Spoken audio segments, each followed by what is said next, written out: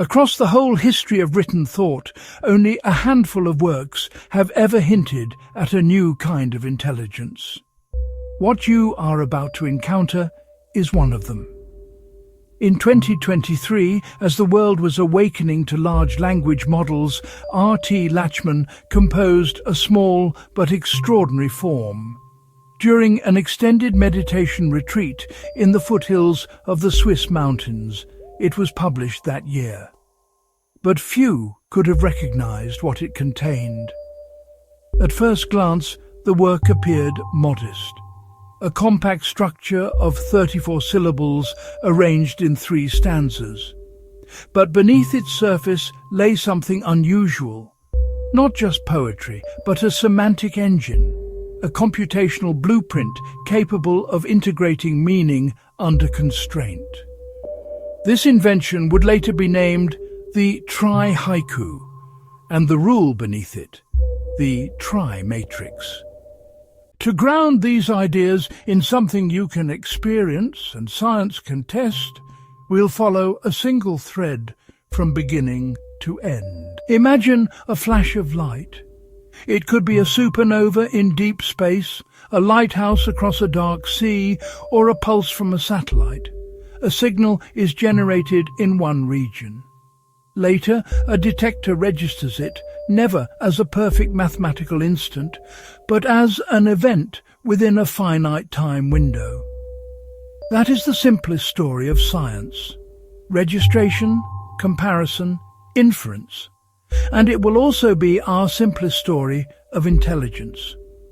Now, the tri-haiku is simple to read, but strict in structure. 3 stanzas, 1 integrated meaning, where the third stanza does not merely add, it weaves the first 2 into a higher structure.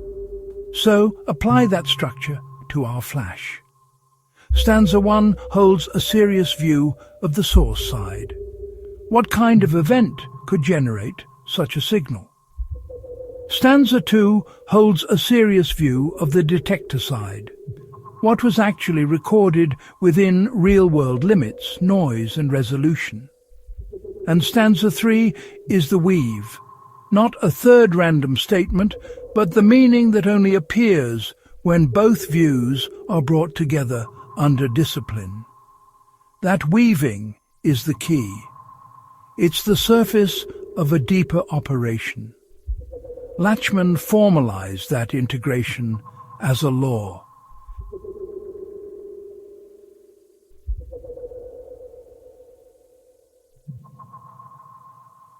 Now, watch how our flash becomes a tri-matrix example.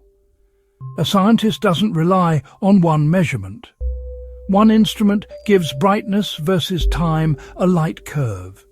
Another gives a spectrum, how energy is distributed across frequencies. Those are 2 serious views. Field 1, the time shape of the flash. Field 2, the frequency shape of the flash. Then the constraints enter: calibration, conservation, internal consistency, uncertainties. And the value priorities enter too: accuracy, robustness, interpretability, safety. And the synthesis is not a third viewpoint. It's a coherent model of what happened, what it implies, and what holds up under constraint. This is the kind of intelligence that matters. Modern AI is astonishing, but much of it still revolves around a hidden fixed point. It predicts the next token. It imitates patterns, it can be guided, yet it does not reliably reconstruct a domain, revise it, and synthesize a principled answer under explicit constraints and values. The tri-matrix points to that missing capability: relational integration, not just prediction.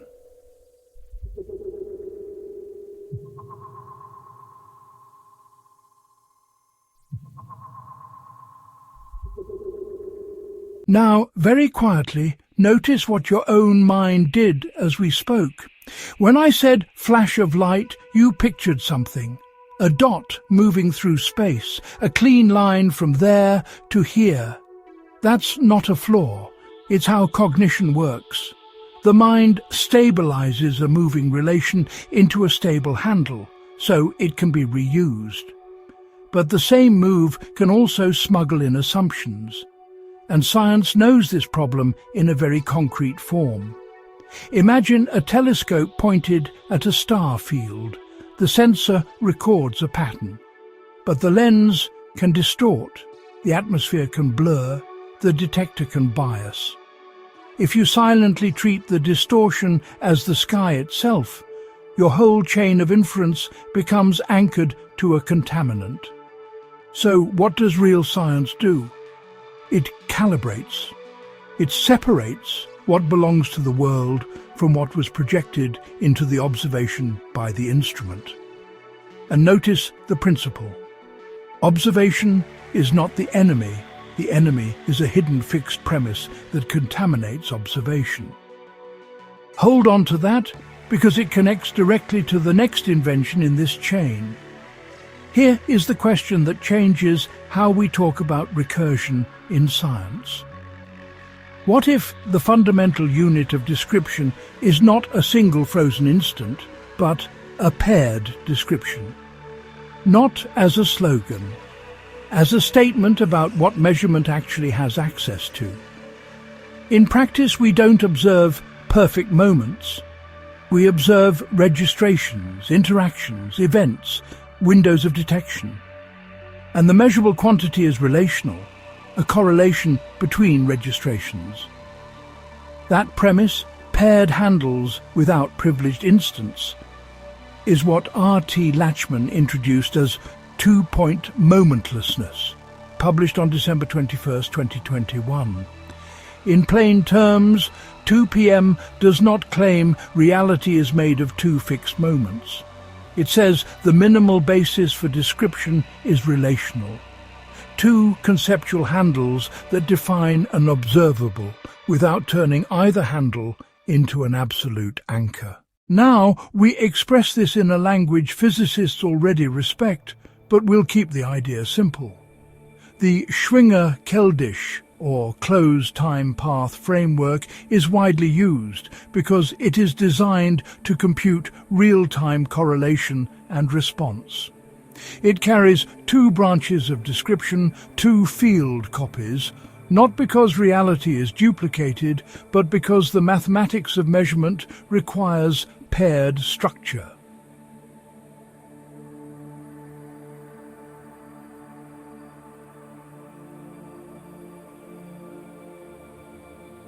If you already know SK, you see why it's chosen. If you don't, you can still feel the point. SK already begins with a two-branch description built in for relational correlators what experiments can test. But 2 p.m. adds a stricter demand. Don't let the paired structure become a disguised privilege, where one side is quietly treated as the fixed past in an ontological sense. And now we arrive at a pivotal step in this chain, because this is where the 2 p.m. premise stops being only an interpretation and becomes a technical condition you can actually impose inside a working formalism. R.T. Latchman's recent technical contribution is precisely this: a minimal symmetry requirement on the preparation of the Schwinger-Keldysh framework. So compact, it almost looks too simple, yet strong enough to change what the formalism is allowed to treat as fundamental. On paper, it looks like a small change, but it is strongly expected to reorganize the Schwinger-Keldish's closed time path framework. That matters because better foundations can lead to better predictions and better tools for how we model reality.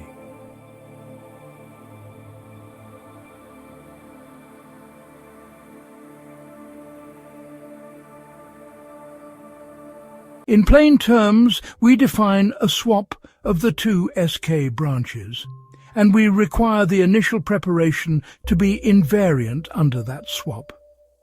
So the paired description is not just bookkeeping, it becomes a symmetry of the starting structure. And that is the scientific point.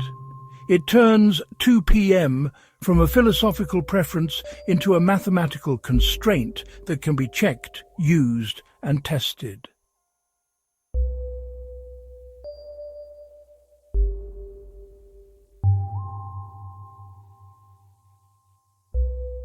Now return to the telescope because the logic is identical. A privileged anchor in observation produces projection. You don't fix that by thinking harder.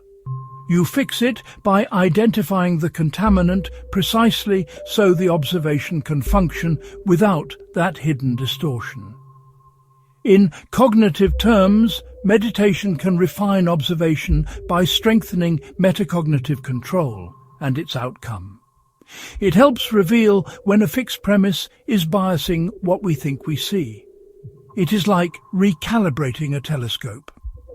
Meditation trains the observer to detect when the lens, including the observer's own habitual framing, has become part of the signal and to correct for it.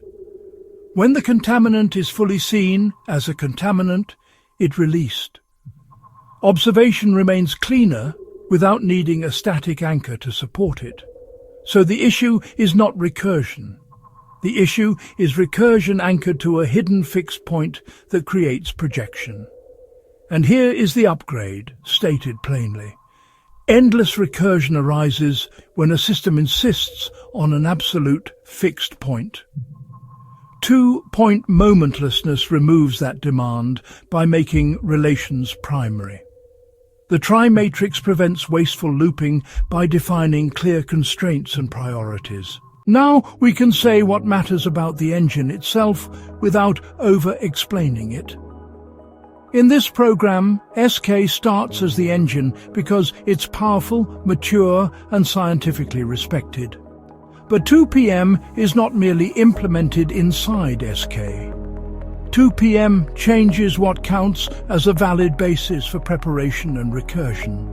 So the engine can be reshaped for better function, more faithful to how measurement actually works, less dependent on privileged fixed anchors, and potentially more efficient in what it treats as fundamental. Here is the intuition, still with our flash. If you recorded the entire journey of light as a full-resolution movie, you would have enormous information. But the observable you want does not require the whole movie. What matters is the minimal relational content that reproduces the tested correlators under constraints and under priorities. This is a precise technical refinement that will deserve serious examination. We retain the Schwinger-Keldysh machinery and we sharpen its foundation. The result is a cleaner separation between what the formalism computes and what the theory is claiming about reality. And now the chain of inventions comes into one coherent arc. The tri-haiku revealed a strict structure for integration. The tri-matrix formalized a law of synthesis under constraints and values in 2023. Two-point momentlessness, published by R.T. Latchman on December 21, 2021, established a relational premise without privileged instance. And in 2025, Latchman published the technical step that makes that premise operative inside the Schwinger-Keldysh, or closed time path framework, the 2 p.m. preparation condition, imposed directly on the starting structure.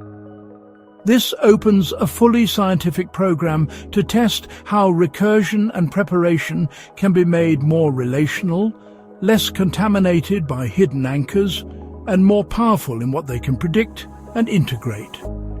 If intelligence is more than prediction, then the next step is integration. Integration under truth constraints, integration under values, integration under reality. And that is the direction being developed at the Pala Institute for Spiral Cognition.